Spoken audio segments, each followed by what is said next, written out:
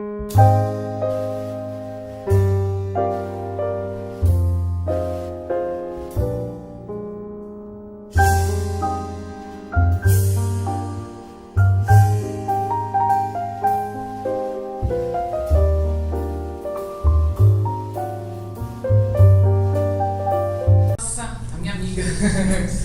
temos aqui a Aldila, que é advogada e ela trabalha no consulado e ela entende muito assim sobre passaporte, sobre registro, ela tem muito conhecimento, então ela vai ser a pessoa que vai tirar dúvidas consulares, tá?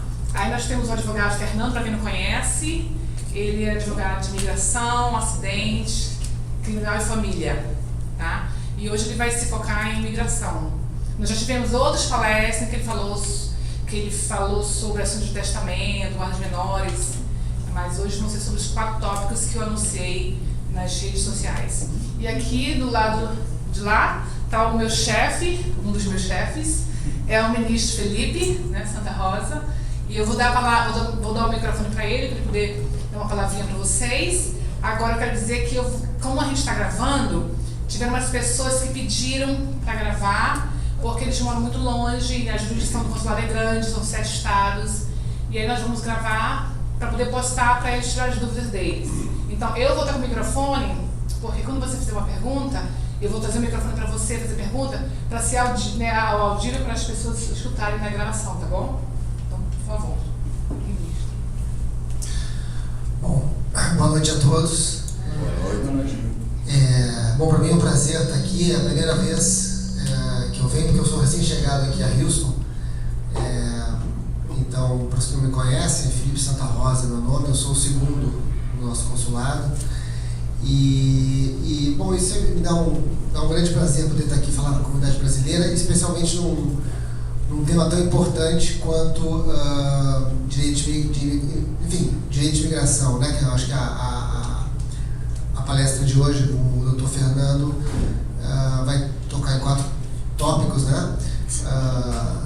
Que são novas regras de alteração de status, monitoramento das redes sociais, SP4 e DACA. São todos temas, digamos assim, do momento, eu acho. E, enfim, acho que sem mais delongas, eu queria passar a palavra para o Fernando e dizer novamente que é um prazer estar aqui com vocês e continuar esse ciclo de palestras e de aproximação do consulado com a comunidade brasileira. Então, Fernando, por favor. Obrigado, Felipe. Boa noite, gente. Tudo bem? Tudo bem. Então tá. Então, a Elizabeth, escolheu 4 temas e depois da apresentação, se vocês tiverem qualquer pergunta para a gente, vocês podem fazer.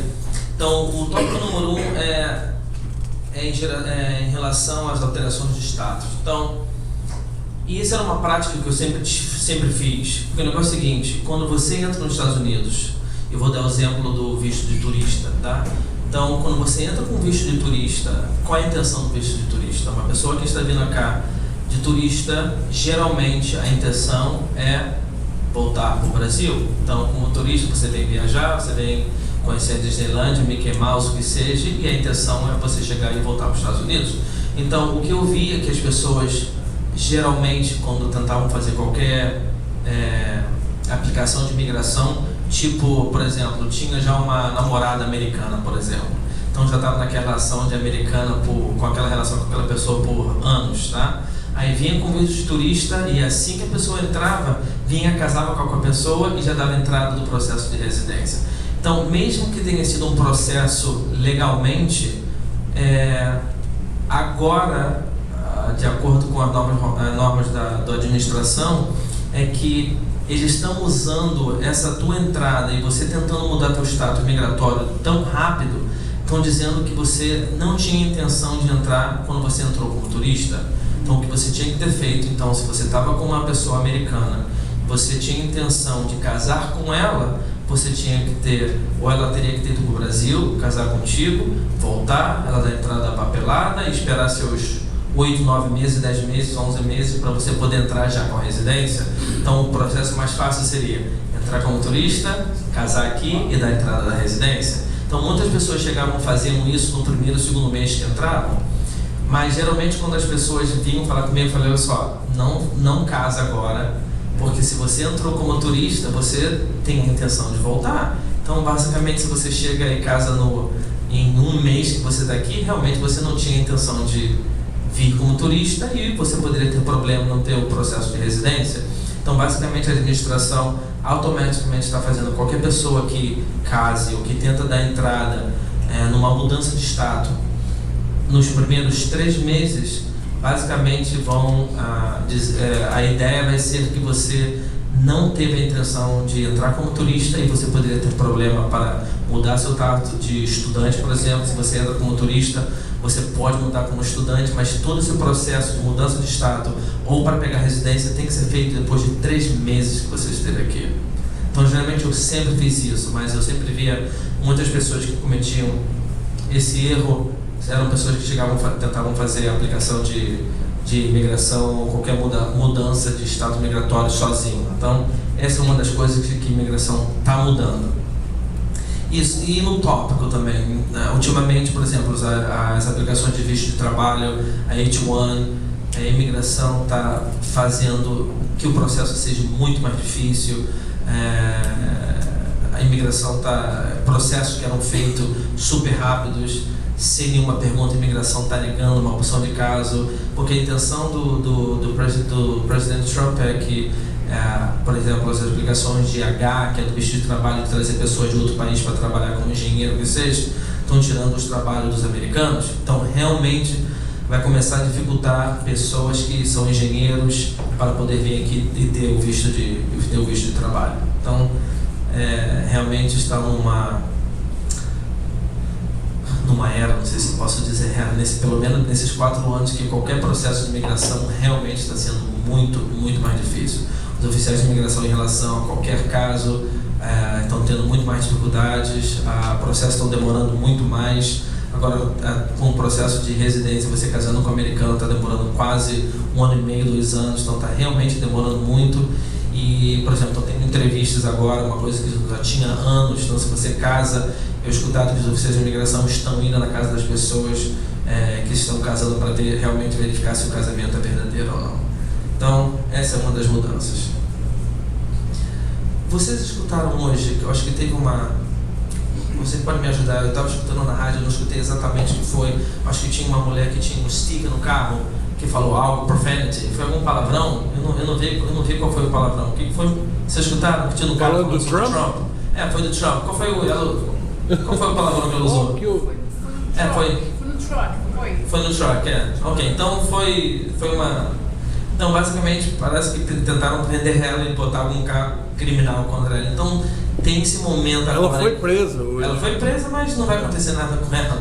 Mas, basicamente, esse é o momento que a gente está agora. E, realmente, qualquer coisa que fale contra o presidente ou que seja contra America Great Again, realmente está dificultando. Então, para a gente, como imigrante ou tentando pegar algum status migratório, acho que realmente tem que ter cuidado. E esse é o segundo tópico que a Elizabeth pediu para falar, foi sobre o monitoramento das redes sociais. Então, basicamente o monitoramento, quando as pessoas estão verificando o que eu estou botando, basicamente quando você se expõe para pôr qualquer coisa, esse é o público. Então, se você se expõe qualquer coisa, realmente qualquer pessoa pode usar isso contra você.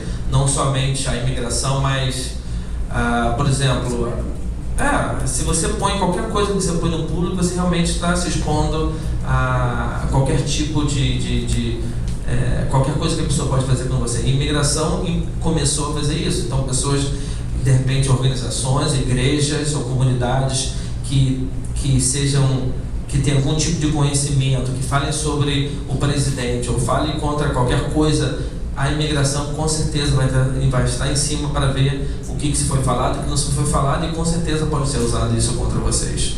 Então, qualquer tipo de speech que se fale, e aí dificulta, né? Porque o negócio é o seguinte: quando a gente está aqui e de repente você não tem um status migratório, e você, por exemplo, pega falando alguma coisa, ou se você comete algum crime, mesmo que de repente você não seja culpado daquela ofensa criminal, ou você não seja acusado de ter falado alguma coisa anticonstitucional, não importa, que se você não tem um estado migratório, tu está ferrado.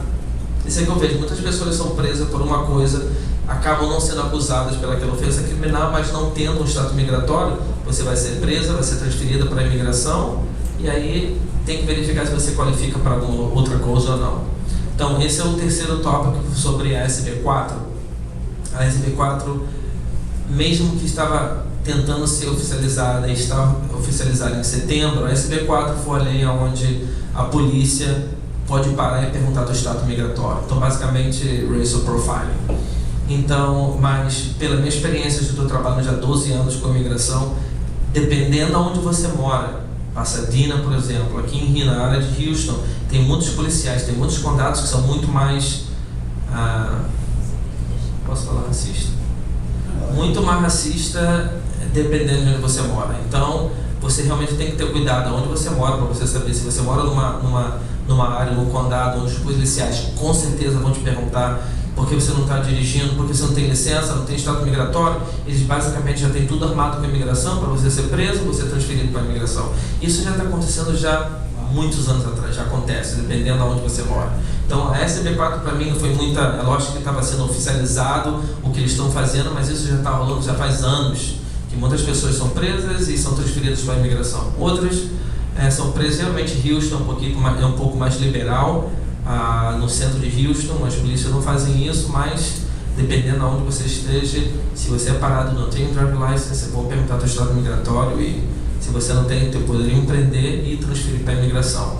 É lógico que esse não é um tema para eu falar agora, mas o importante que eu sempre falo é que eu acho que a preocupação não é a SB4, a preocupação é se você é preso, você sabe o que você vai fazer, você sabe quanto tempo você vai ficar preso, você sabe quanto dinheiro custa para te tirar, você sabe se você qualifica para sair. Então acho que são as coisas importantes. Se você não tem um status migratório nesse momento, se você é preso, você ter o conhecimento se pode sair, quanto tempo vai ficar preso, quanto vai custar.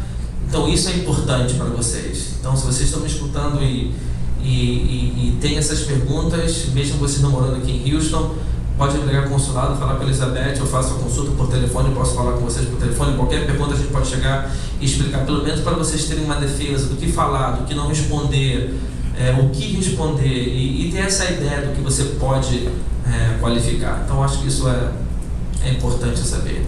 E o último tema foi DACA, né? DACA.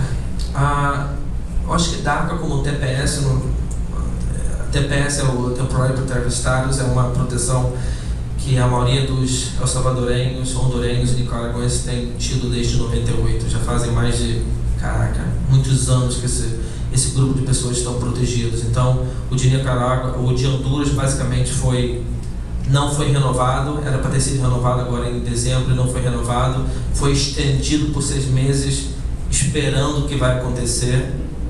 E é claro que o número de hondurenhos não é tanto como o número de el-salvadorenhos, mas El Salvador, a gente está falando quase 1 milhão de pessoas que estão protegidas desde o ano 2000. Caramba, são quase 20 anos aqui nos Estados Unidos com essa proteção e basicamente pode ser cancelada. Então, o programa DACA, a mesma coisa, foi um programa que foi feito pela administração do presidente Obama para proteger os jovens que entraram antes dos 16. Foi suspendida e o presidente Trump falou para o Congresso tentar ver se o Congresso pode fazer algum tipo de lei nos próximos 6 meses. Então, se o Congresso não fizer nada nos 6 meses, não sabemos o que vai acontecer.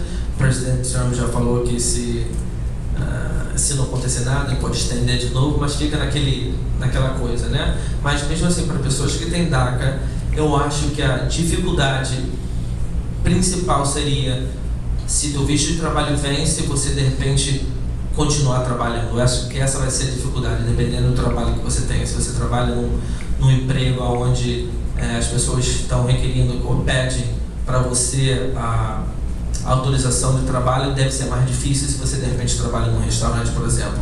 Então eu acho que essa é a preocupação número 1. Mas mesmo assim eu gostaria de explicar que qualquer pessoa que está aqui nos Estados Unidos que não tem uma deportação, se você pega para a imigração, ou se o seu TPS é cancelado, ou se a DACA é cancelada, e a imigração já sabe que você está aqui nos Estados Unidos, você tem o direito de ser processada de ir para a corte de imigração é um processo que todas as pessoas têm se você está aqui nos Estados Unidos ilegalmente. Então, agora, a corte de Houston, por exemplo, nós temos, quantos juízes? Temos 3 juízes na detenção. Em Houston nós temos 1, 2, 3, mais ou menos como uns 6, 7 juízes na corte de Houston. E como geralmente imigração é tão saturado, hoje em dia, agora, se uma pessoa é presa, vai para a imigração e aplica para qualquer coisa, tá? Não vou entrar em detalhe, mas se aplica para alguma coisa, a corte final dessa pessoa está para 2021, 2022. Então, se você pega hoje e consegue sair, basicamente você está 3, 4 anos aqui nos Estados Unidos tranquila. Então, em caso TPS seja negado, em caso DACA seja negado, nós estamos falando de milhões de pessoas que iriam para a corte de imigração, e essa corte de imigração basicamente estaria completamente overcrowded, estaria lotada. Então, qualquer pessoa que é presa hoje, basicamente vai ficar 10 anos num processo de corte. Então, muitas pessoas ficam preocupadas com o TPS, com o DACA, meu Deus, se cancela, o que eu faço? Vão me deportar. Não vão te deportar. Se decidem por você num processo de corte, num processo de deportação, você tem direito a uma corte, ir ao frente a um juiz e você tentar brigar por qualquer coisa. E esse processo toma anos e anos. Então, acho que isso pelo menos é uma preocupação menos, que você não seria deportado de imediato, você poderia continuar trabalhando. Geralmente, na corte você tem direito a um permisso de trabalho, você fica tranquilo, você não vai ser deportado, até que realmente o juiz fala para você, olha só, você não qualifica para nada, você tem que ser deportado, e geralmente o juiz te dá uma data para você ser deportado e você aí teria que voltar para o Brasil, mas não é uma coisa imediata, se o TPS ou o DACA seja cancelado amanhã, que você tem que ir embora no dia seguinte. É isso. Claro.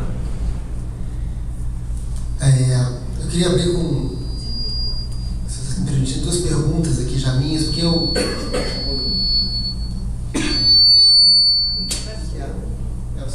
Se você ligou, vai fazer o barulho.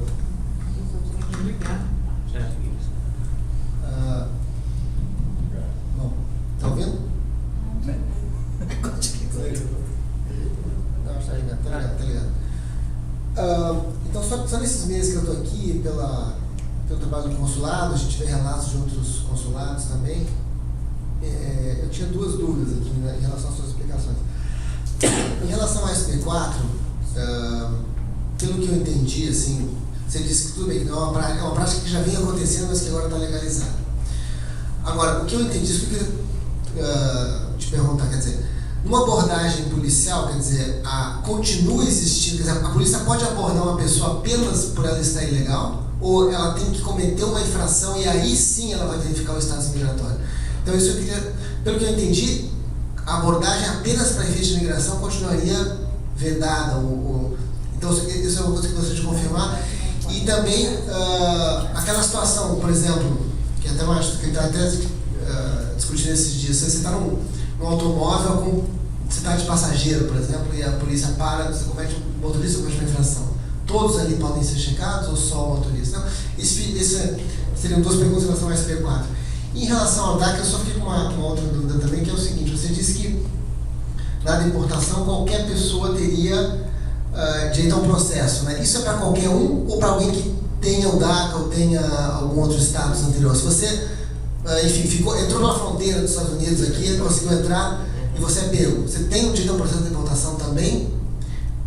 E nesses mesmos termos, quer dizer, e como é que você permanece aí? Você permanece preso ou não?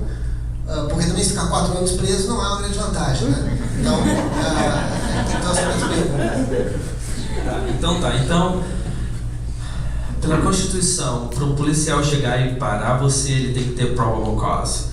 Então, o que é probable cause? Probable cause é se você, de repente, está dirigindo acima da velocidade ou se você comete algum tipo de infração de trânsito. Esse é o número 1 para parar a pessoa, tá? Então, quando para a pessoa, está te parando por você ter acesso de velocidade. Então, depois de acesso de velocidade, a primeira te parou, legalmente está sendo parado. Então, a segunda pergunta é Drive License Insurance. Então, não tem Drive License. Aí vem, e por que você não tem Drive License?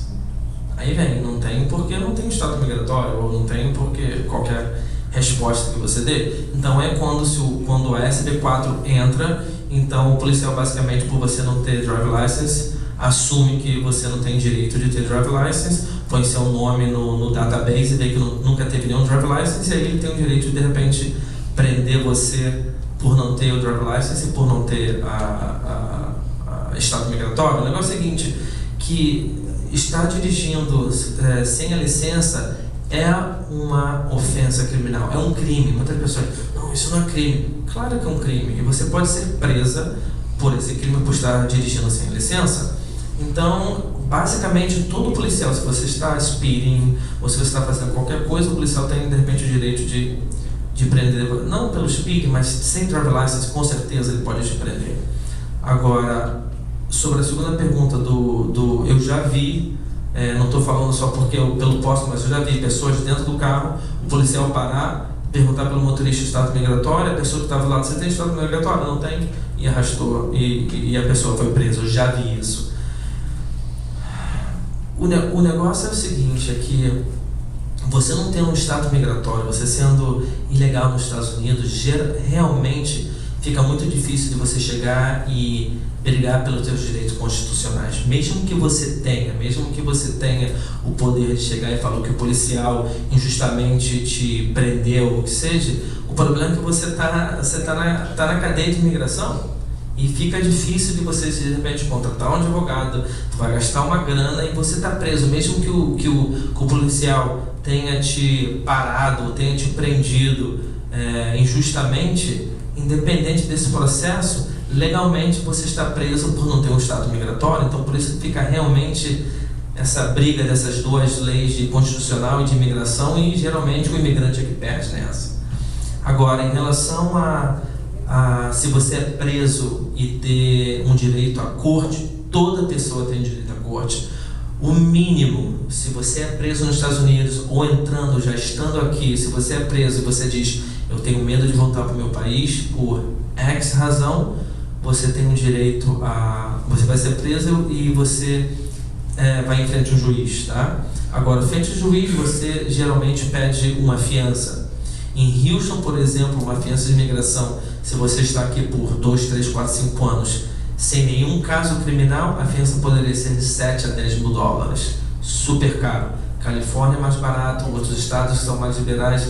Pelo Houston, os juízes que estão aqui. Uma pessoa, eu já tive, por exemplo, um cliente semana passada, que ele tem aqui 18 anos nos Estados Unidos, nunca cometeu nenhum crime, 3 filhos americanos, conseguiu uma fiança de 10 mil dólares.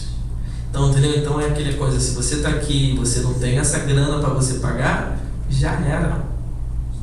Então, se não tem dinheiro para pagar a fiança de imigração, provavelmente você vai ter que pedir a deportação e você voltar para o seu país.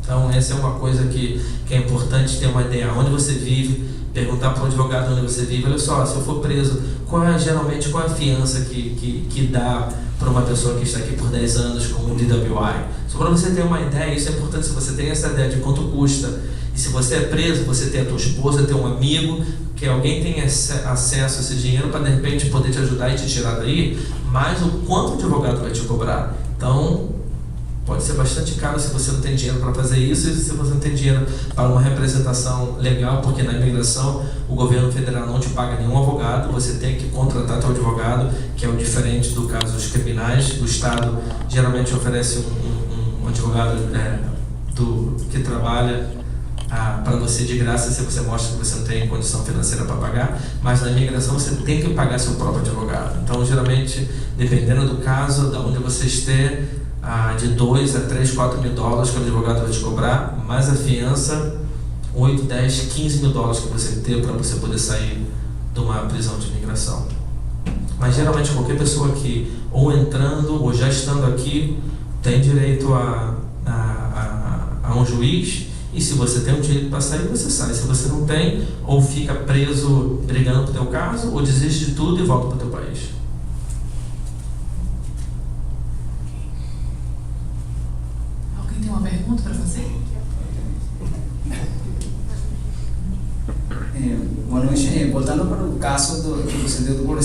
de que 3 filhos americanos, o pai é pego e deportado.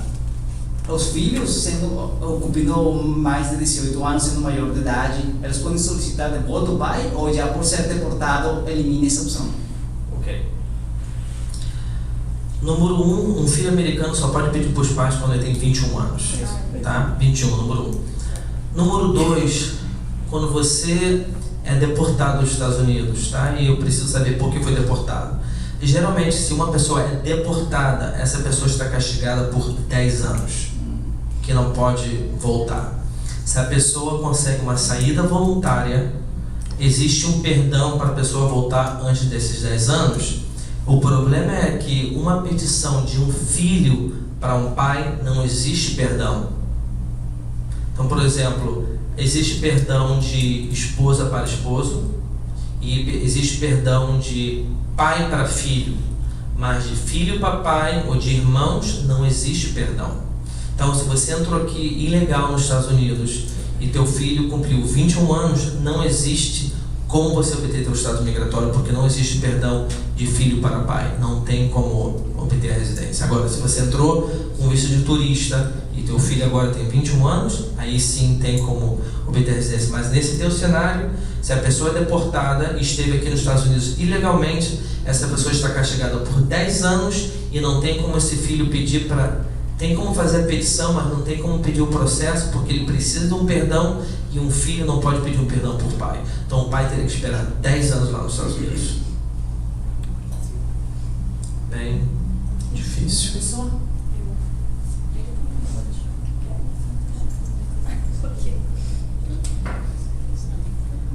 Oi, eu queria saber a respeito das mídias que você falou que eles observam.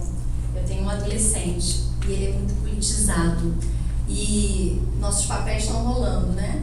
E foi uma das minhas preocupações, porque posta muita coisa,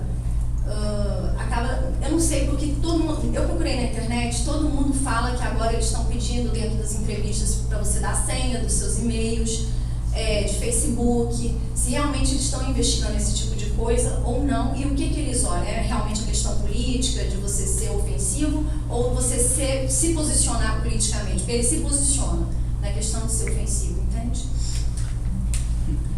Eu não acho, se de repente você põe no Facebook que você contra o Trump e você tem uma aplicação de residência, que isso seria suficiente para negar a tua residência. Eu acho que não. Mas eu acho mais em relação, por exemplo, que eu vejo muito em relação a petições de casamento, por exemplo, que eu já vi. A pessoa diz que está casada com o João, mas no Facebook está saindo com o Mário.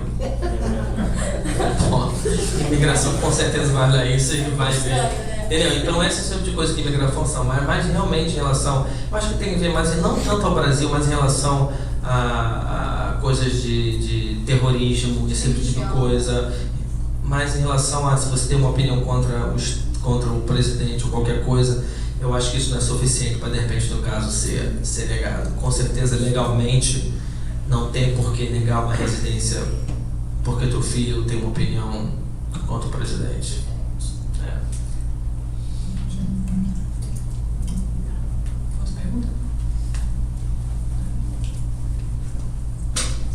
Vai ser bom ele até pegar a residência? Ele até fez A gente nunca sabe. Deixa eu te perguntar. E ele até fez. Ele chegou da escola, mamãe, eu fiz ele tá no programa da Força Aérea. E ele chegou, eu não sei o que falaram. Mamãe, eu fiz um outro face. Eu olhei, o que você fez, né? Com o antigo. Aí, não, eu achei melhor, sabe? Achei melhor, deve ter começado com. Ele gosta muito do capitão e tal. E ele chegou falando que precisava de um outro face urgente. E chegou com outro face. Eu olhei pra cara dele, você fez, meu filho? Então eu não sei realmente o que se passa, eu tenho que dar uma olhada, uma vasculhada lá. Eu tenho a senha. Eu tenho. Quer dizer, eu não sei. Eu vim para os Estados Unidos cá, já aqui tanto tempo, não sou americano e realmente sofri bastante para ter meus papéis. Então quando eu vejo alguém que de repente não tem residência, não tem a cidadania e tenta fazer tanta coisa como se já fosse americano, eu acho de repente um pouco de audácia, entendeu? Então se você não tem tua residência, não tem sua cidadania, essa é a opinião pessoal minha, tá? Segura a onda até você ter a sua cidadania, essa é a opinião pessoal minha. A gente nunca sabe. Imagina se de repente tem um oficial de imigração que empomba contigo por qualquer coisa que você botou, tá? E mesmo que ele esteja errado, negue por qualquer outra coisa, tá? Vamos dizer que ele não gosta do teu caso, tá? Mas de repente implique porque a pessoa nunca fez a declaração de imposto, por exemplo, tá? E vem e nega o caso. Para de você brigar com esse caso, você tem que contratar um advogado, esse advogado está te cobrando $6.000. Você não tem uns $6.000 para brigar por esse caso, o que você faz? Como é que você responde? Aí se você não tem como responder, teu caso é negado. Entendeu? Isso geralmente que acontece com a imigração, com qualquer caso criminal, que você é acusado de alguma coisa, se você não tem dinheiro para contratar um advogado para te defender, tu tá ferrado. Boa noite. No meu caso, eu já dei entrada na documentação, nós recebemos já a carteira de autorização de trabalho e a minha pergunta é quanto a drive license. Eu já posso tirar a drive license? Eu posso continuar dirigindo com a que eu tenho do Brasil, que ainda não passou um ano? Eu diria que não. Geralmente, quanto tempo é para o drive license internacional? Não são 6 meses, mais ou menos? 3 ano? meses. 3 meses. Então acho que não. Então, com o teu work permit, vai no DPS e tenta pegar a tua licença, porque realmente você não pode estar dirigindo com tanto tempo assim com o drive license brasileiro. Com certeza não. Bom, obrigada. De nada. Acho que 3 meses é quando vem como turista. Né? Mas como visto H1B, eu não sei qual é a exigência. Mas eu acho que aquela internacional seria 6 meses, né? Que tu visto de turista de 6 meses, então eu assumo que seja 6 meses. Eu acho que o turista ele pode tirar uma drive license. Sim, pode tirar. Só que ele consegue até 3 meses ficar com o passaporte com visto de turista e a drive license brasileira. Para provar, eu sou turista, estou aqui há menos de 3 meses e por isso eu tenho a minha carteira do Brasil aqui dirigindo. Depois de 90 dias, aí você é obrigado a tirar uma carteira, mesmo sendo turista, tirar uma drive license no local. Mas acho que mais fácil tentar tirar. Acho que tentar mais fácil tirar quando você vir para os Estados Unidos, tentar tirar a carteira. Assim que chega. Não tem uma internacional que você tira no Brasil para você poder dirigir aqui? Ou uma internacional, mas aí você com o tempo do. Mas essa antes. 6 meses. Tomar 6 meses e esse processo é feito lá no Brasil. Eu acho mais fácil fazer isso. Bom, o vencimento da carteira, na verdade, ele coincide com o vencimento da tua carteira de habitação brasileira. Tá? Esse documento você pode andar com ele na Europa, enfim, vários países. E aqui também. Agora, no momento que você faz o teu visto, aí conta 6 meses. Não é que ela perdeu a validade, né? Pelo menos já é o tempo que você tem para ficar aqui legalmente. Tem para ficar aqui. De repente, no 5º mês, eles te param porque é a documentação. Agora, no seu caso, que tem o visto, tem que saber o visto, quanto poderia dirigir com a carteira do Brasil. Eu realmente não sei dizer, não sei como turista. A gente estudei turista. A gente estudei trabalho. Nós estamos com visto de turista. De turista. Como eu tenho entrada na documentação, já recebi a carteira de trabalho, a autorização de trabalho. Então, a minha pergunta é se com essa autorização já posso tirar a carteira de trabalho. Pode, com certeza pode. Então, o seguro social também. Eles voltar o prazo de validade tem um prazo de 1 ano. A validade de visto de trabalho. Eles vão te dar até o último dia. Mas pode sim. Em relação à carteira de motorista, enfim, claro que as experiências são diferentes, mas a nossa do consulado, a gente sempre aconselha os colegas que chegam também a deixar no máximo 3 meses a brasileira, né? Por essas questões, inclusive por questão do seguro, né? Quem tem carro, as seguradoras não aceitam depois de um certo prazo que você faça o seguro com base na carteira brasileira. Então, em geral, é mais ou menos 3 meses. Pode ser que na internacional seja um pouquinho mais, mas enfim. Eu tenho uma pergunta a respeito da alteração de status. No momento eu sou estudante, planejo casar em 6 meses, alguma coisa do tipo. Mas a minha pergunta é, se eu vou me formar e seria mais vantajoso se demora de 1 ano a 2 anos, de 1 ano e meio a 2 anos para obter o processo inteiro de casamento, seria melhor então eu simplesmente aplicar para o CPT e esquecer o casamento, ou não esquecer o casamento, mas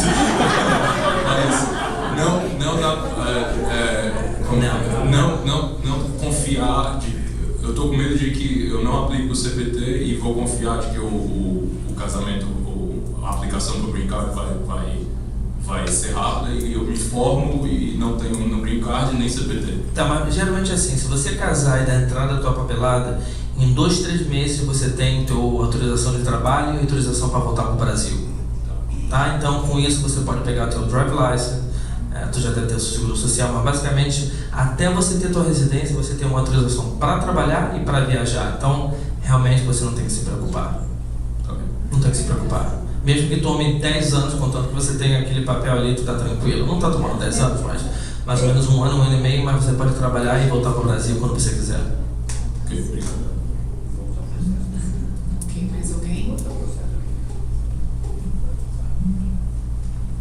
Boa noite de novo. Meu caso é que, por exemplo, eu estou com visto L1, 3 anos.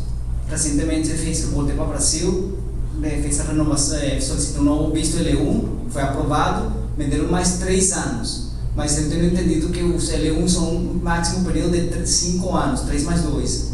Então, qual é primeiro, qual seria o real período de tempo? 6 ou que fala no visto ou que você fala nos portais?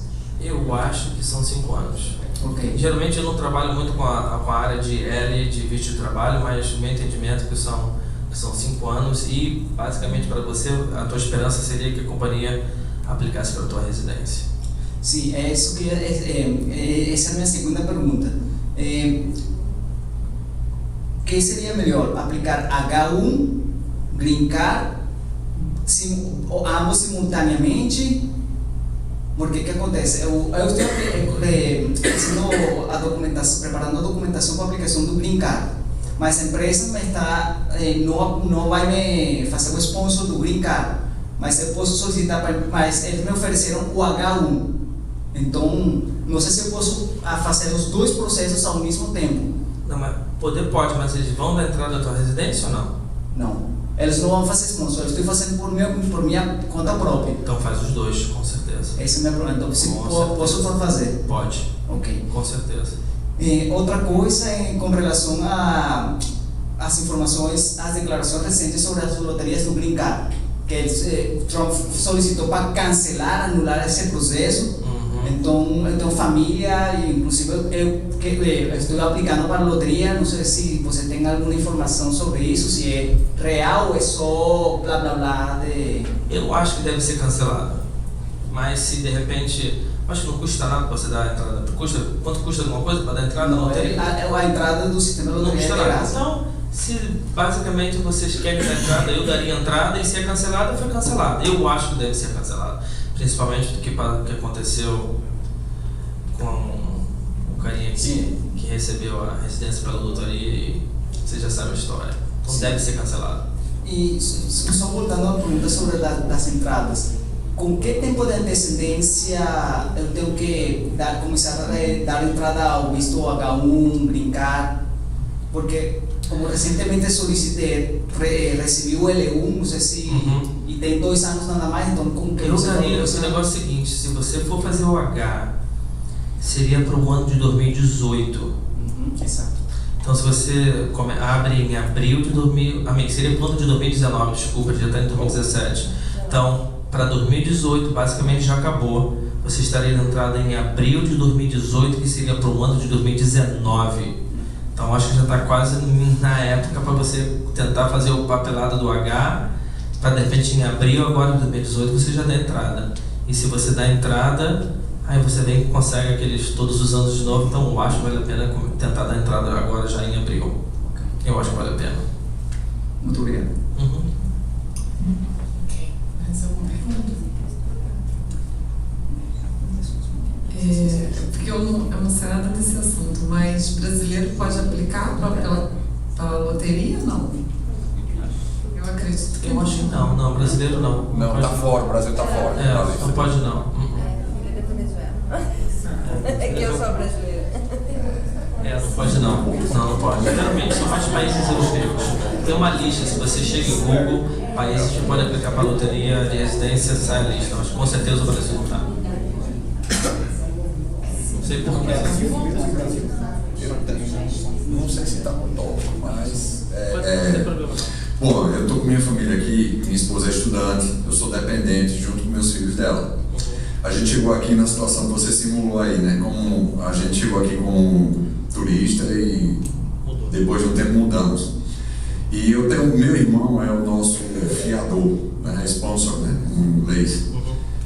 E eu recebo assim dinheiro do Brasil todo mês para nossa manutenção aqui. Aí eu sempre tive uma dúvida assim, sobre os impostos. Porque esse dinheiro vem do Brasil para cá. Aí já paga lá os impostos. Aí quando entra aqui eu tenho que pagar, eu tenho que tirar um tax ID. Porque assim, pelo que eu sei, tax ID é para quem trabalha aqui e ganha daqui, aí sim paga os impostos. Eu tenho essa dúvida assim, qual o procedimento? Eu não posso responder porque eu não sou contador, não sou CPA, realmente eu não sei de taxa, não sei. Então você teria que ser uma pergunta feita para qualquer contador. Eu acho que não, mas seria bom você perguntar para uma pessoa que sabe dessa área, eu não sei. Sendo estudante, né? Quer dizer, geralmente estudante tem isenção, né? Sua esposa tem isenção, se ela é estudante aqui. Então, realmente é renda lá. Vem de lá, vem de lá. Eu não sei. Ok. Posso dar uma... Claro. Minha impressão também, só como, enfim, pela experiência um pouco diplomática aí, eu acho que você não pagaria imposto porque é isso que você falou, quer dizer, não é uma renda derivada do trabalho, quer dizer, é uma manutenção que você recebe, você pagaria no Brasil, né? De toda maneira, né, existe um acordo entre os dois países que o que você paga num você pode compensar no outro, né? Eu trabalhei um tempo com... Sim. No caso, então, enfim, antes de eu chegar aqui nos Estados Unidos, eu trabalhei na divisão que cuida de acordos de tributação lá no Brasil, e com os Estados Unidos é isso, quer dizer, o que você paga aqui, você pode abater do de lá e vice-versa, né? Mas enfim, você só paga, isso é uma situação que acontece para uma pessoa que tem 2 empregos, ou que tem renda aqui, você tem uma casa, você aluga uma casa aqui e tem imóvel no Brasil, aluga lá também. Então, se você tem renda nos 2 países, você pode, né? Mas no seu caso, você não tem a renda aqui, você tem renda no Brasil, que é transferida para cá, é diferente. Fernando, essa pergunta eu tenho que fazer em inglês porque ele não entende português, tá? Nosso amigo aqui, ele escreveu: If you are waiting on a green card and there is a visa, if you are waiting on a green card, is there a visa you can get to travel to Brazil while you are waiting for your hearing after getting married? Yes. Então a pergunta foi se a entrada, who did apply for you for your residency? Who filed for you? Your son? No, I'm a citizen, she's not. Oh, I see. So you filed for her. Sim. Geralmente, quando a pergunta foi se existe algum tipo de visto para viajar enquanto a tua residência está sendo processada. A resposta é sim. Quando você deu a entrada da residência, tudo está sendo gravado, eu vou traduzir depois. Então, se você dá a entrada da tua residência, junto com o processo de residência, tem um processo de permisso de viagem, e enquanto está esperando a residência, você tem esse processo de viagem que geralmente é junto com o processo de permisso de trabalho. So, yes, you should have filed together with the whole paperwork. If you didn't, you can file now, but you're going to have to pay for it. When you file together with the I-45, it's free. So since you didn't file, you can file now, but you're going to have to pay for it. So you're going to have to file it, then you have to pay for it. Sorry.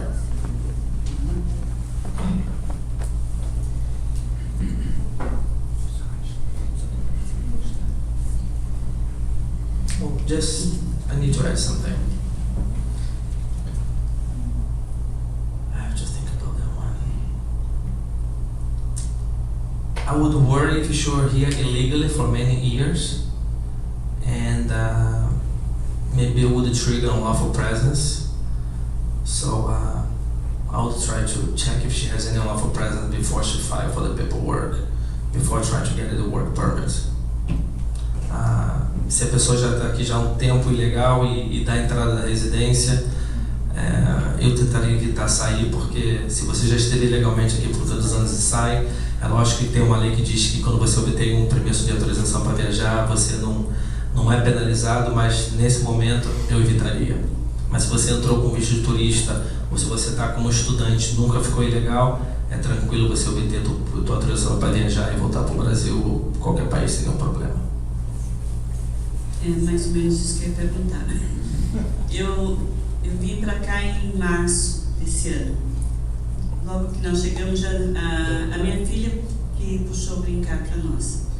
E já saiu essa autorização de viagem para o Brasil.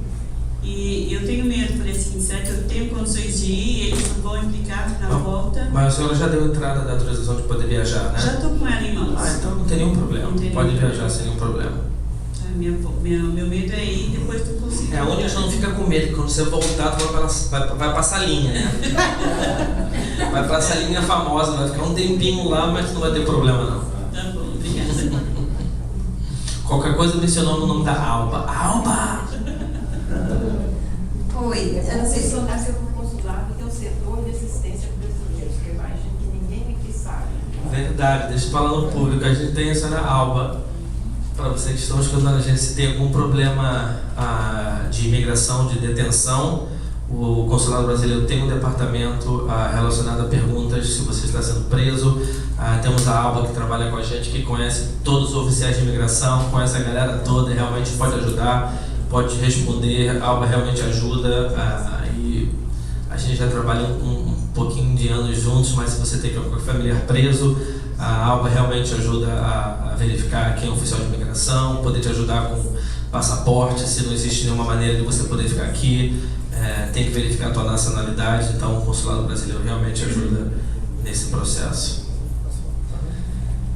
Basicamente, só para explicar melhor, o setor de assistência brasileira, quer dizer, a ideia seria dar assistência para realmente situações do que a gente chama de desvalimento, né? Ou seja, quando a pessoa realmente não tem recursos, né, e precisa então da atuação do consulado. É claro que nós gostaríamos de poder ajudar todos, mas assim, a nossa verba é pequena, então a orientação que vem de Brasília é essa, quer dizer, você privilegia alguns grupos, como os presos, por exemplo, que muitas vezes não têm parentes aqui, estão totalmente desvalidos. Também casos de morte, eventualmente, acidentes graves, enfim, que requeram hospitalização, ou até às vezes translado de corpo, esse tipo de coisa, o consulado apoia também.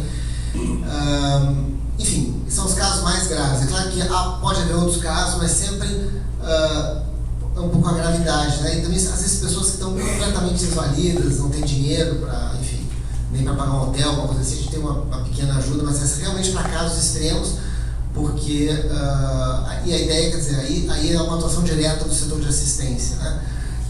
É claro que o que a gente busca fazer, como é o caso aqui da palestra, aí é uma outra coisa, uma pequeno auxílio, assim, até, digamos assim, jurídico, uma consultoria que a gente faz aqui com o Dr. Fernando, que já é um pouco mais ampla, né? Mas que aí a ideia é difundir, então, a informação. Talvez eu vá fugir um pouquinho do assunto. Quantas cidadanias o Brasil e os Estados Unidos permite uma pessoa ter? Minha filha nasceu aqui, é cidadã americana e já é brasileira. Pode ter uma terceira cidadania? Eu acho que pode ter. Olha, que eu saiba, essa coisa de que um país permita você ter X cidadanias, isso é uma lenda, então não existe, né? Cada país cuida da sua cidadania. Então, se o Brasil te permite ser cidadã brasileira, sim, você pode ser, e nem vai saber que você é americano. Alguns países, especialmente europeus, têm algumas sanções para o caso, por exemplo, se você adquire uma outra nacionalidade, eles interpretam que você estaria renunciando a dele. Então, assim, em alguns países, né, aqui não sei, aqui talvez nos Estados Unidos também seja assim, mas, por exemplo, enfim, eu tenho o caso da minha família, por exemplo, que o meu tio era alemão, brasileiro ao mesmo tempo, e ele morou sempre no Brasil, chegou aos 18 anos, se deu conta que ele perdeu, tinha um prazo para se optar para ser brasileiro, ele perdeu a nacionalidade brasileira. E já estava morando no Brasil, ia fazer concurso público, então ele se naturalizou brasileiro. Ao se naturalizar, a Alemanha não chega a tirar a nacionalidade dele, mas tira da descendência dele. Então, ele para de transmitir a nacionalidade. Então, assim, tem países que tem algumas penalidades. Tá? O Brasil não tem. Tá? No Brasil não existe. Logo depois da aprovação da Constituição, houve aquela questão toda que se disse, né, que se você adquirisse uma segunda nacionalidade por vontade própria, você poderia perder a brasileira. E no começo, nos anos ali 90, houve uma interpretação um pouco restritiva disso e enfim, as pessoas que se naturalizavam iniciavam o processo de perda de nacionalidade no Brasil. Mas isso já acabou praticamente, né? A interpretação hoje é que se a pessoa se naturaliza por alguma razão justificável, porque ela precisa de emprego, ela precisa ficar naquele país, etc., isso não é uma coisa voluntária. E, portanto, o Brasil não acionaria esse dispositivo. O que a gente tem hoje de perda de nacionalidade é pessoas que pedem para perder a nacionalidade brasileira. Acho que são os únicos casos hoje que a gente vê. E no consulado às vezes passa um que outro, né? Mas pessoas que por questões não têm mais vínculo no Brasil, não querem ter, sei lá, nenhuma obrigação, às vezes, enfim, então, basicamente isso. Mas eu diria isso, que em princípio você tem que perguntar para o país, quer dizer, eu não sei se ela tem nacionalidade americana, não sei se americanos tem alguma regra que diga que você não pode ter, mas normalmente se a sua nacionalidade é originária de nascimento, você não tem nenhum problema. O que pode acontecer nisso é quando você se naturaliza, alguns países têm uma espécie de punição. Tá, obrigada.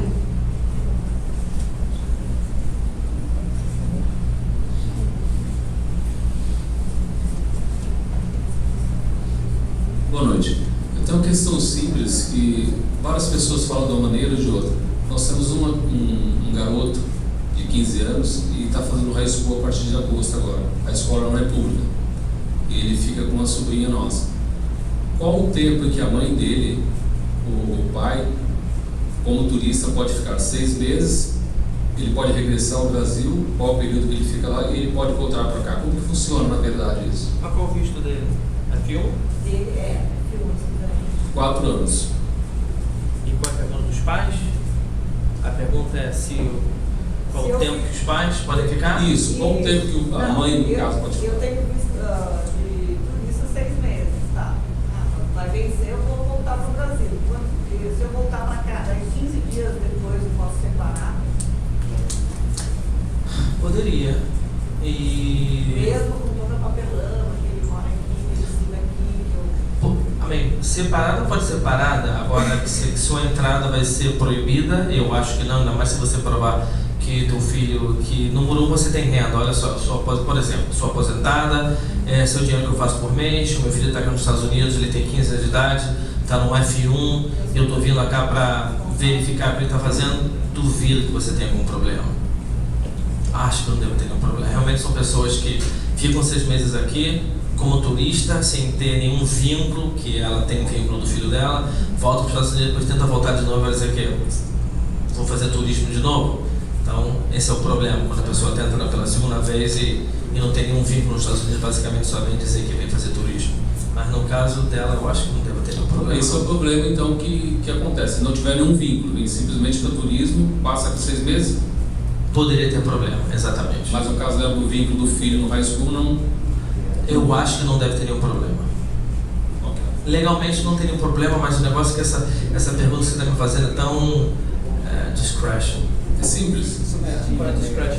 É discricionário, ou seja, o que ele quer dizer é que a imigração pode interpretar uma situação, né? Então, assim, depende como o oficial de imigração vai interpretar. Se ele interpretar que você está querendo morar aqui de fato sem poder morar, de repente, entendeu? Mas assim, você tem uma justificativa, eu acho que é tudo uma questão assim de a sua intenção e bom senso, quer dizer, de repente se você vai ao Brasil ficar 5 dias e volta, mas se você ficar um mês, não sei, já configura um pouco o fato de que você... Sim, são 10 dias. Não sei, aí eu acho que tudo conta, né, quer dizer, porque também assim, o que às vezes acontece, e também é aquela interpretação que você está dando burlar a lei, né, ou seja, se te deram visto por 6 meses e você vai, fica um dia fora e volta, claramente a sua intenção é de que você queria ficar mais de 6 meses. Sim. Agora, se você ficar um mês fora, você já pode dizer, não, tinha negócio para resolver lá. Então, tudo depende da sua interpretação, da interpretação da pessoa que vai te receber aqui na entrada. Quanto mais, digamos assim... mais dilatado você exatamente. Quanto mais razão você tem para ela te achar um problema, mais risco você corre ou menos. Então é um pouco isso, assim. Quer dizer, então, em teoria, a resposta é essa, mas sempre tem essa... o ato de entrada é sempre discricionário um pouco da autoridade. É o bom senso do oficial, no caso.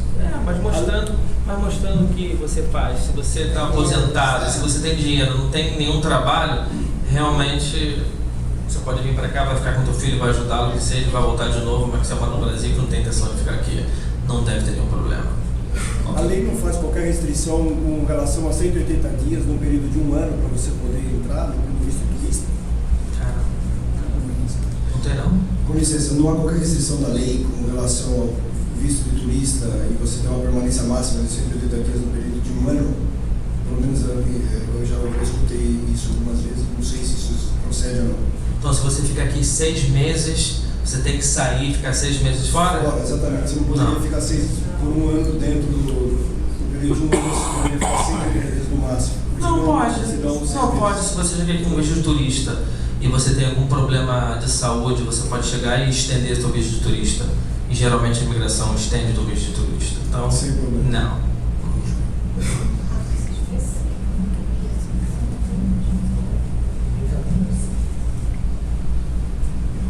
A pergunta é a seguinte, se você entrou legal no país, depois ficou ilegal, se uma empresa resolve aplicar para você trabalhar, quer ser seu sponsor, você pode ou você perde esse direito?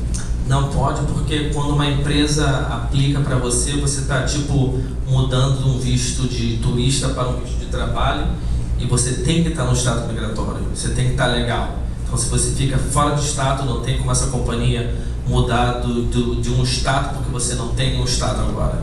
Então, não existe como uma empresa nem pedir autorização de trabalho ou residência para a pessoa que está fora do estado, não existe. Queria fazer uma outra pergunta para o consulado. A gente ouve muito essa questão, né, principalmente depois que o Trump entrou, a gente viu muita questão do ICE atrás das pessoas, principalmente em Boston, não muito aqui em Houston.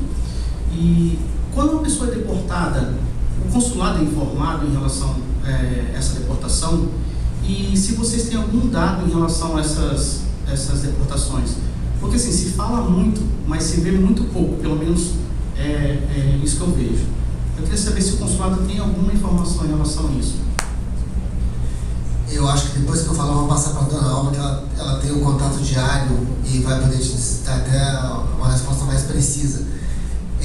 Eu entendo que haveria, em tese, o dever de informar, ou seja, as autoridades americanas deveriam informar o Brasil sobre cidadãos presos e que prestam deportação.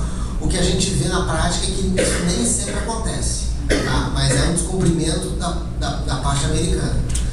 Mesmo assim, a gente fica sabendo de vários casos, às vezes por familiares, e às vezes eles informam também, não é que sempre aconteça, né? Então eu diria que sim, a gente é informado em muitas situações, né? Mas em algumas talvez não. A dona vai poder dizer com mais clareza. E o que a gente faz, assim, uma vez informado, o consulado, claro, dará o apoio e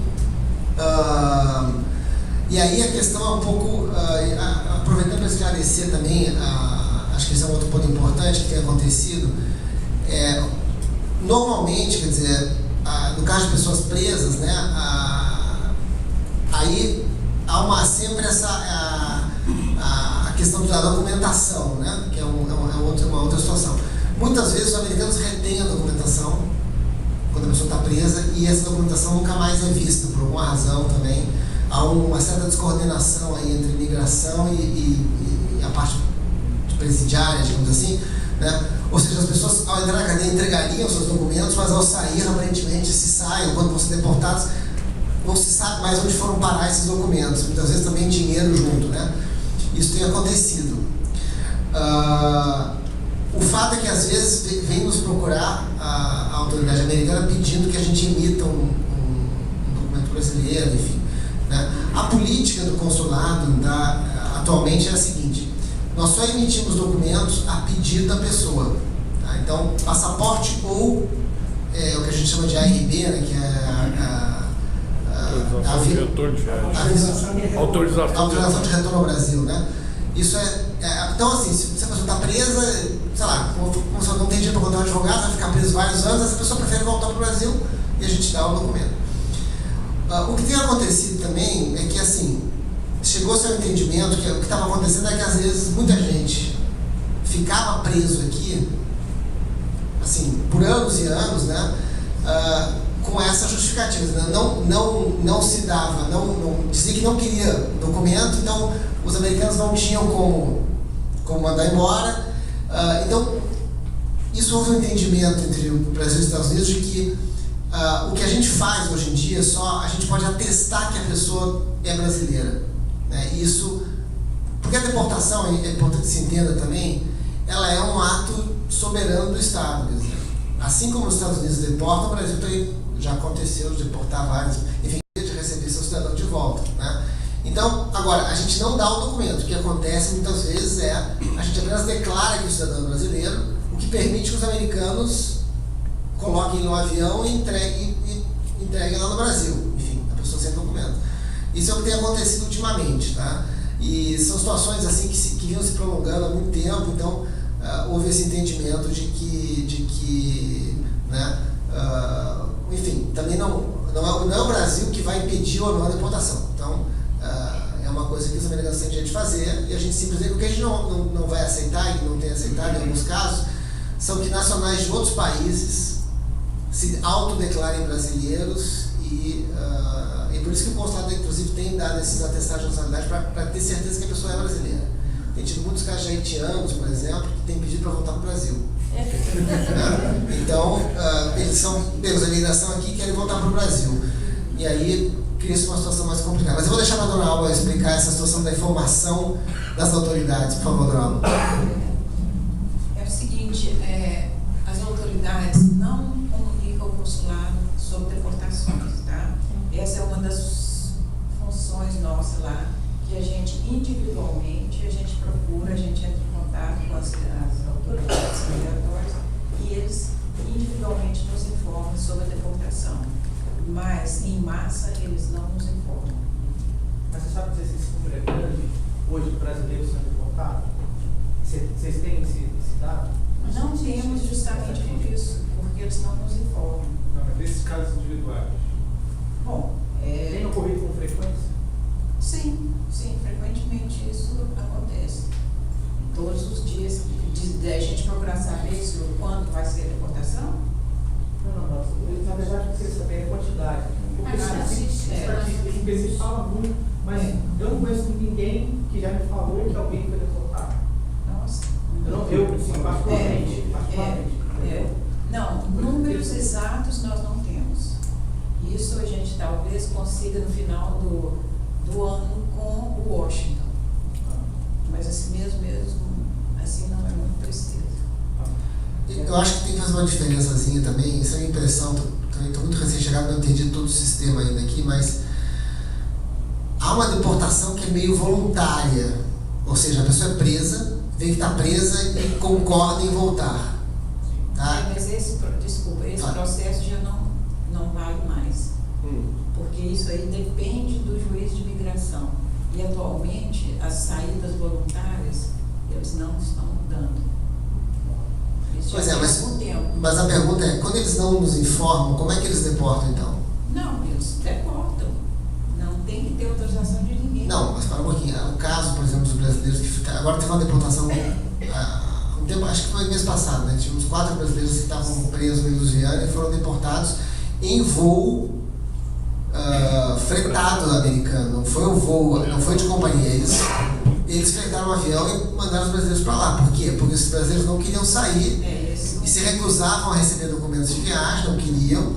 Então a gente simplesmente atestou que eles eram brasileiros para permitir que os americanos colocassem nos aviões e pousassem no Brasil. Mas esse eu acho que é um caso extremo. Né? Agora, nos outros casos, são deportados como? Sem documentos e por companhias aéreas, é isso? Porque, não, assim, eles são deportados com um documento, ou com certificado de nacionalidade, que é novo para nós, ou então com essa autorização de retorno no Brasil. Tem que ter um documento, ele não pode ser deportado sem documento brasileiro. Pois é, mas então, se tem que ter documento, quem fornece documento somos nós. Isso já tem, somos nós. Mas quantos vão sem documentos? São 10, 20 só. Quantos são deportados? 50, porque os 50 têm os documentos brasileiros. Os 10 com o próprio passaporte, então, deles. Com o próprio passaporte. Agora, números, eles não nos fornecem. Tendência. Você tem visto mais casos de pessoas sendo retornadas ou o mesmo nível durante o seu período? O mesmo nível. Diminuiu?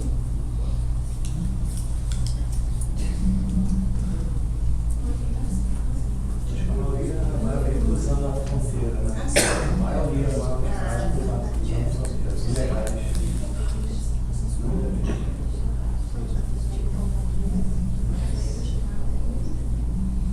Tem um trauma. Como a gente faz para Nós temos o Departamento de Assistência Brasileiros e temos uma linha direta dedicada às pessoas que estão em problemas, que é o 713-961.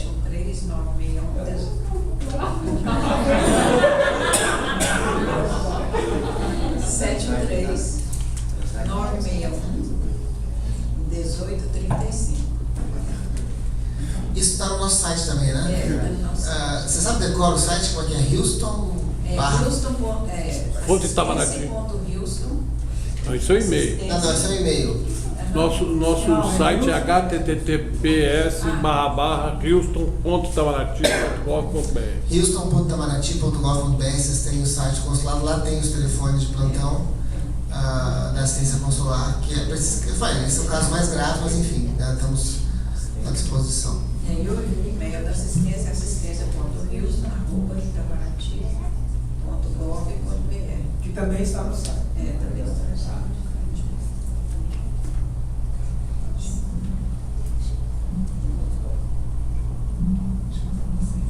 Uma pergunta para quem casou aqui nos Estados Unidos, pode registrar no consulado brasileiro também o casamento? Não só pode, como deve. E não tem problema se é legal, não tem problema nenhum.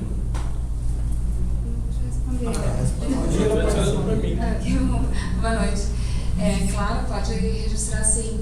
A única coisa que é o setor que eu trabalho, o setor de registros, é que a gente sempre olha para ver se tem algum impedimento. Se nenhum dos nubentes tem impedimento para fazer o registro de casamento, a gente faz o registro sim, deve fazer. O impedimento seria um brasileiro que tem um divórcio anterior, um casamento anterior, e teve um divórcio e não registrou no Brasil. Então isso já é um impedimento e evita que a gente faça o registro de casamento no consulado.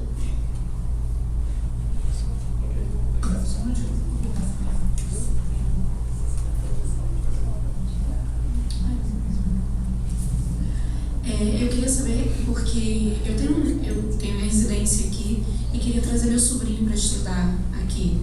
A única possibilidade é tirando o F1 dele ou existe alguma outra possibilidade? F1. Você, como tia dele, não dá nenhum benefício para ele, não. A minha pergunta é para ter a residência através de negócios. Quanto seria? Eu sei que alguns estados são 500 mil e outros estados têm... Não, estado não, tem a ver com o país. O Brasil não tem o acordo. O Brasil não tem acordo com os Estados Unidos, então o único que o Brasil pode fazer é o mais caro, que sai como uns 500, quase 600 mil dólares agora. Tem outros países que têm acordo e basicamente não tem um valor 100, 120 mil, mas o Brasil não tem. Infelizmente.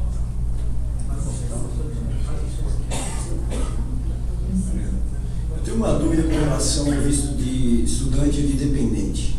Se você é dependente e resolve se separar, como está acontecendo comigo, eu estou esperando qual a possibilidade eu tenho de alguma outra possibilidade, por isso que eu estou esperando um pouco, qual a possibilidade que eu teria de optar por um outro tipo de vista? Você pediu F1, você... Já pensei até em asilo, não sei se o Brasil não tem tratado de asilo. Aplica para F1, você pode aplicar para F1. Eu sei disso, mas não é uma opção, pelo menos não é inicialmente a mais interessante para mim. Eu até pensei no E2, no caso do visto com alguns países europeus, mas minha dúvida é assim, com relação ao asilo, por exemplo, isso é estritamente legal em alguns países que existe declarado ou é um aspecto discricionário que você pode tentar discutir ou argumentar de alguma forma um pedido de asilo, por exemplo? Ok.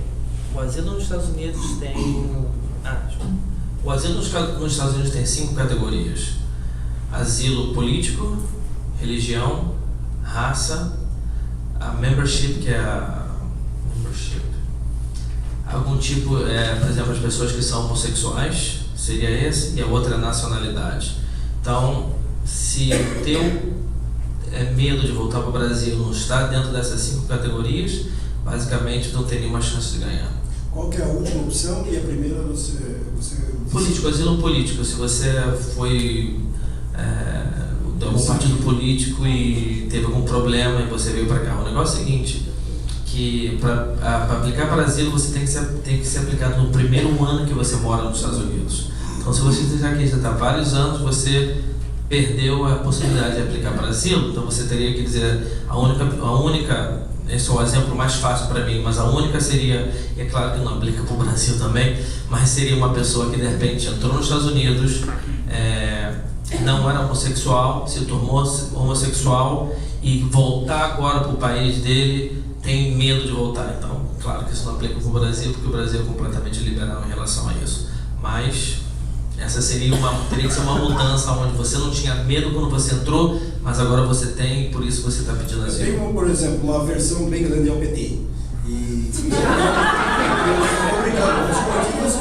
os motivos que eu saí de lá. Eu sou advogado, eu estudava para delegado federal. Quando a Dilma ganhou, eu falei, não fico mais aqui. Aí eu resolvi mudar. E tenho realmente aversão, não tenho repúdio.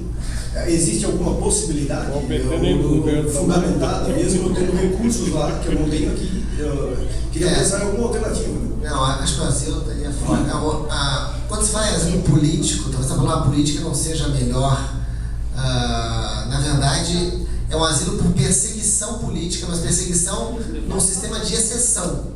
Né? Você está na Venezuela, por exemplo, está no Zimbábue, e aí você vai morrer se você não sair do país, porque, enfim, porque está uma coisa assim, se você tem a possibilidade de, ainda que você não goste do partido vencedor, mas você tem a possibilidade de conviver democraticamente naquele país, acho difícil. A única coisa que eu vi no Brasil, talvez esses dias a gente viu um caso, é a pessoa pediu para ficar, estaria ameaçada de morte no Brasil. Mas aí você tem que estar bem calçado também, eu acho, que provar porquê, né? Aí no caso era aparentemente questão de gangues aí, enfim, PCC, coisa do gênero, a pessoa que se voltasse seria morta. Então tá um processo que está rolando aqui, não sei se vai ganhar ou não, mas isso é uma justificativa que permitiria. Né? Mas, ou seja, são casos muito sérios realmente de asilo, eu acho que não preencheria facilmente assim. O asilo são dois, o teu medo tem que ser baixo, tem que ser nessas categorias, e o segundo você tem que ter sido perseguido. E perseguido é um legal term, que não é fácil de provar. Porque, por exemplo, discute-se muito que em país de guerra você tem condições de pedir um asilo, sendo que o Brasil a gente não considera em guerra, independente de ter por exemplo, índice de homicídio totalmente elevados comparado com qualquer outro país, exceto acho que El Salvador e outros lugares. Isso não serve como qualquer tipo de argumentação. Mas isso é homicídio em geral, é crime. Crime não é asilo. Mas não é considerado nem estado de guerra civil ou alguma coisa assim. Não poderia tentar fazer uma argumentação nesse sentido. Pode ganhar. Eu acho que tu não ganha, não. Lógico que você pode. Para quem está separando, não tem muita chance, né? Eu acho que poderia ter pode você e casa com uma americana. Acho que é mais fácil que pedir asilo. Acho que é muito mais fácil as opções. Mas essa é a segunda questão, a segunda pergunta. Nesse período, quando você se separa para ter essa possibilidade, que realmente é uma possibilidade bem viável, de casar. O que acontece tem que sair do país, ou há a possibilidade de pedir um certo visto para se manter aqui? Mesmo você ficando ilegal, se você casa depois, você pode pegar a tua residência. Entendi. Eu não gostaria de ter que ficar ilegal. Existe alguma possibilidade de estender o visto? Considerando... Você pode tentar pedir por visto de turista, falar que quer ficar mais 6 meses aqui como turista. Entendi. E isso é um ato imediato do divórcio? Eu tentaria dar entrada antes do divórcio, porque assim que você se divorcia, você já não está mais teoricamente protegido na petição da tua esposa. Entendi. Tá ok, muito obrigado. Bom, uma pergunta baseada no que você falou ali sobre algumas pessoas que são detidas e os documentos desaparecem. Eu ouvi falar aqui, assim, é uma pergunta. Você ser abordado, às vezes não precisa nem você cometer um crime. Basta o carro queimar um farol, que você não cometeu nenhum crime, o guarda vai te parar e de repente pode pedir teu documento. Ele tem direito de assim, você só mostra o documento ou ele pode pegar seu documento? Porque eu ouvi falar, não sei se é verdade, que de casos assim, de a gente apresentar uma cópia e nunca a original, porque pode ter o perigo dele, de repente, ficar com o teu documento e, assim, é uma coisa... Porque o negócio é o seguinte, se você é preso,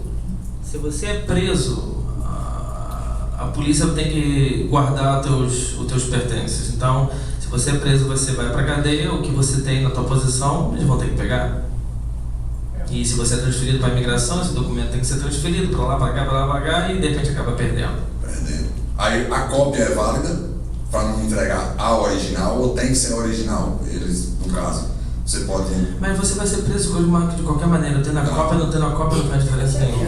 Se você tem a cópia do passaporte brasileiro, o passaporte brasileiro não faz nenhuma diferença para ele.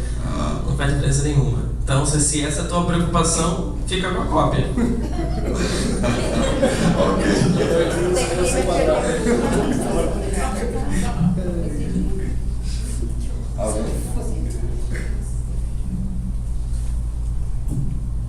Na verdade, só uma curiosidade sobre o que ele perguntou. Eu acho que é ela que tem que responder. Quando ele se divorcia, no caso, ele tem que comunicar ao consulado para que o consulado faça para que o Brasil faça esse divórcio? Como é que é? Aí, vamos supor, se ele vai casar aqui, ele fica bígamo? Como é que é isso? Como é que funciona? Eu vou passar para ela, mas no Brasil, você deve saber, quer dizer, mesmo dentro do Brasil, o divórcio não é feito, o consulado é como se fosse um cartório, você pensa num tabelionato. Então, no Brasil, se você vai se divorciar, você não vai ao tabelionato, você vai ao juiz. Sim. Portanto, o consulado não pode fazer seu divórcio no exterior, porque a gente é um tabelionato. Então, você tem que ir ao juiz no Brasil, basicamente, fazer seu divórcio lá. Mas ela vai te dar a resposta. É isso? Mais ou menos. Não, casou aqui nos Estados Unidos, tem um registro de casamento aqui americano, então tem um brasileiro casado com um americano, ou 2 brasileiros, se divorciam aqui, aqui nos Estados Unidos, perante o juiz. Depois, esse divórcio é reconhecido no Brasil. Então, tem processos diferentes como ele é validado o divórcio no Brasil. Então, ele pode, dependendo dos termos, né, do divórcio, ele pode ser validado de forma muito simples, sem a necessidade de intervenção do STJ, que é o Superior Tribunal de Justiça Brasileiro, para validar essa decisão judicial americana. Pode ter um processo muito simples, mas tudo depende dos termos do divórcio. Então, mas se for casado no Brasil, não, né? Como assim? Também? Não. Se casou no Brasil, se divorciou aqui nos Estados Unidos. Não, tem que casar no Brasil. Não, casou no Brasil, brasileiro, casou no Brasil, se divorciou nos Estados Unidos. Sim, essa sentença de divórcio americana vai ser reconhecida pela Secretaria de Estado para dar validade para a sentença americana, vai ser levada para o Brasil para ser tradução juramentada para português, e dependendo dos termos do divórcio, ela pode ser averbada diretamente no casamento brasileiro, ou dependendo se tem criança, menores de 18 anos, incapazes, ou pagamento de pensão alimentícia, se envolve qualquer menção de valor, de troca de divisão de bens nesse divórcio. Aqui nos Estados Unidos ele tem que ser reconhecido pelo STJ, mas sim, brasileiro casado no Brasil, divorcia nos Estados Unidos, não vai divorciar no Brasil. A gente até sugere, se são 2 brasileiros, já tem um casamento no Brasil, que faça o divórcio diretamente no Brasil, através de um procurador. Não faça aqui nos Estados Unidos, porque tem que fazer todo esse processo de apostilamento do divórcio americano, e depois, dependendo do caso, se tem menores de idade, se tem divisão de bens, tem que fazer reconhecimento pela Suprema Corte Brasileira, a Corte Superior Brasileira, que é o STJ, em Brasília com o advogado. Depois, averbar do casamento brasileiro. Transferência brasileira, agora entre brasileiro e americano é mais fácil, né? Não faz diferença. Mesma coisa. Não faz diferença. É casamento lá, então. Não faz diferença. Então, se tem um brasileiro envolvido, tá? O casamento no Brasil ou o casamento nos Estados Unidos que não foi registrado em consulado, não foi registrado em cartório, porque é divórcio, tem que ser, divorciou aqui nos Estados Unidos, tem que ser apostilado pela Secretaria de Estado, tem que ser traduzido para o português, dependendo do caso, vai ter que ser reconhecida pela Suprema Corte Brasileira, que é o STJ, em Brasília, através de advogado. E tem processos que são muito simples. A gente tem, na parte do consulado de divórcio, nós temos os 3 casos de divórcio que pode acontecer. Não tem nada a ver com bigamia, nada a ver com bigamia. Não, mas se ele casa, por exemplo, com uma americana aqui, por exemplo, se ele casa com uma americana aqui sem informar o Brasil que ele se separou da mulher dele, ele é bígamo. Ou que não existe isso. Bígamo é quando você está casado com 2 pessoas ao mesmo tempo. Ele não está casado com 2 pessoas. Sim, mas eu estou falando na hipótese, por exemplo, porque você deu a ideia, ó, casa com a americana, né? Para você ter um documento. Divorciado. A única coisa que então, ele não está divorciado ainda. Ok, ele vai divorciar aqui. Divorciou. Depois que ele divorciar, ele vem, pode chegar e casar. Ok. Então, mesmo que esse divórcio não tenha se reconhecido no Brasil, ele é considerado divorciado. Entendi. Eu posso só complementar uma coisa? É que pra gente que trabalha no consulado, quando envolve brasileiro, esse reconhecimento do divórcio estrangeiro é importante para o brasileiro que queira fazer um novo casamento brasileiro, que está requerendo uma nova certidão de casamento brasileiro. Então, casou no Brasil, divorciou aqui, casou de novo aqui, está tudo certo. Né? Com a legislação americana está tudo certo, mas é com a legislação brasileira que precisa fazer o reconhecimento desse divórcio para poder fazer um novo casamento brasileiro. Então, não está praticando bigamia, mas para receber uma certidão de casamento, outra certidão de casamento brasileira, é que precisa fazer toda a validação do divórcio anterior, se foi feito aqui nos Estados Unidos ou em outro país.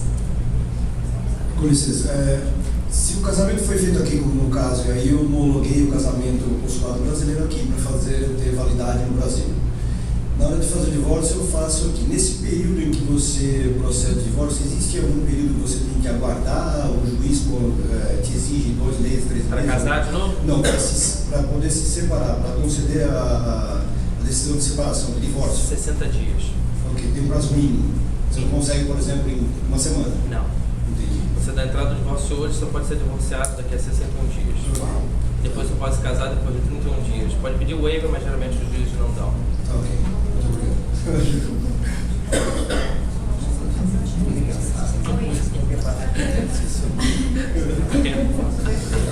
Vai contando aí, meu irmão.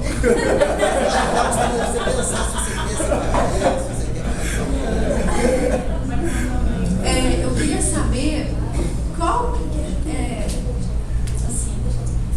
o objetivo de casar aqui e casar no Brasil? Assim, por quê? Qual o benefício? Porque pra mim é mais trabalho. Imagina se não dá certo, você quer separar 2 lugares pra você separar. Não é bem isso. A importância de registrar o casamento estrangeiro no Brasil, a primeira delas é o fato de você poder receber documentos brasileiros com o nome, né, do atual marido. E mesmo que você não troque o nome, para você para o teu casamento ser publicado no Brasil. Para você, que você já é. Oi? Eu dou um exemplo, minha esposa, nós não registramos nosso casamento. Então, no Brasil, ela continua tendo o sobrenome dela, mas na cidadania dela, nos papéis dela, ela tem o meu sobrenome. Então, toda vez que a gente viaja, é um saco. Passaporte americano com sobrenome, brasileiro com outro, e você... Então, acho que além disso tem as questões tipo de menores e bens também. Quer dizer, se vocês têm bens no Brasil, vão precisar um dia dividir esse patrimônio no Brasil. Não sei se tem bens lá, mas vai que você está aqui nos Estados Unidos, quero comprar um apartamento no Brasil. Um dia você se separa. Quem é que vai autorizar essa separação? É o juiz brasileiro, então tem que estar reconhecido no Brasil. Para menores também, vai que você não registrou no Brasil, aí você viaja com o filho, pode dar problemas aí também de autorização. É mais para isso, assim, mas enfim. É porque, assim, um pouco que eu entendo, né, que meu marido hoje, ele é divorciado de uma pessoa daqui, ele é americano, divorciado de outra pessoa, e tinha imóveis em outro país. E esses imóveis, independente deles serem casados, porque ele na verdade é cidadão, mas é salvadorenho. Então, na verdade, quando ele se separou, independente de tudo, por ele ser casado aqui com ela, ela também é cidadã, na hora de dividir bens, eles olharam inclusive os bens que eles tinham lá. Então, eu acredito que por bens, não. Se a gente tiver alguma coisa no Brasil, eu acredito que se ele souber de separar, ele vai requerer, e a justiça daqui eu acho que sempre faz alguma coisa e Não sei o que pode ser feito. Mas enfim, isso não é minha preocupação, é uma preocupação mesmo. Por que casar lá? Porque é muito trabalho, gente. Gostou da nossa resposta? Não, Eu acho que depende de se você pretende voltar algum dia também ou não, quer dizer, isso é uma decisão. Não, mas depende da. Desculpa. Sim, voltar para visitar, sim, mas eu não pretendo ter mais filhos. Então, para mim, eu acho muito trabalho. Obrigada, gente. Mais alguém? Então nós vamos encerrar por hoje, né? Bom, muito obrigada por vocês terem vindo. E aí vocês têm o meu e-mail, né? A maioria de vocês reservaram o meu e-mail. Qualquer coisa pode me perguntar. Ou então ir no site consulado que tem os e-mails de cada departamento. Tá bom? Obrigada, né? Vamos encerrar? Obrigado.